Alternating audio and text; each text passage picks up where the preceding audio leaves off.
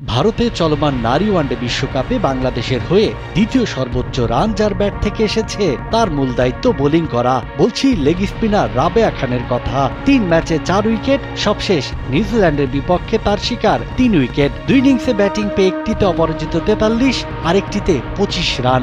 রাবেয়া যে অলরাউন্ডার হয়ে উঠছেন তা বুঝতে কারো অসুবিধা হওয়ার কথা না। আগের 15 ইনিংসে যে রান করেছেন সমপরিমাণ রান করেছেন বিশ্বকাপের মঞ্চে কেবল ইংল্যান্ড নিউজিল্যান্ডের বিপক্ষেই। আফগান লেগ স্পিনার রশিদ খানের কথাই ধরুন, শুরুর দিকে শুধু বোলিংই ছিল তার কাজ। স্যান্ডেলিনা সো, রূপচর্চায় আভিজাত্য।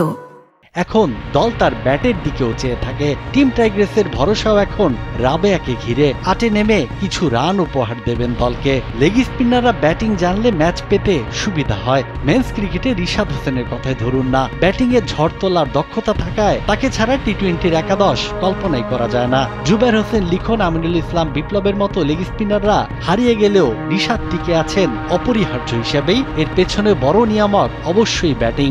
রাবেয়াও রিশাদ কিংবা রশিদের মতোই ব্যাটিংয়ে রাখতে শুরু করেছেন অবদান। রশিদ খানকে আইডল মানেন বলেই কি ব্যাটিংয়ে ধার আরও বাড়ছে রাবেয়ার?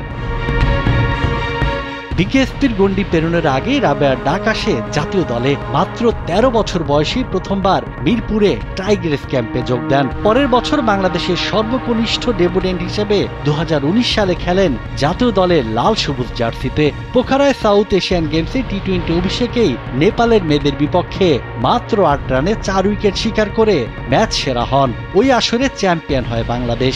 এরপর আর পেছনে ফিরে তাকাতে হয়নি বরিশালের এই মেয়েকে। 21-এ পা রাখার আগেই ওয়ানডে ও টি-20 মিলে খেলেছেন 64 ম্যাচ, উইকেট শিকার 68টি।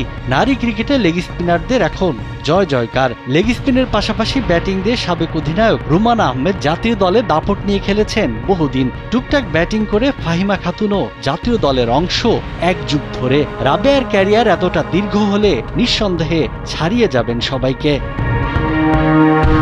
সাজ্জাদ খান, কালবেলা।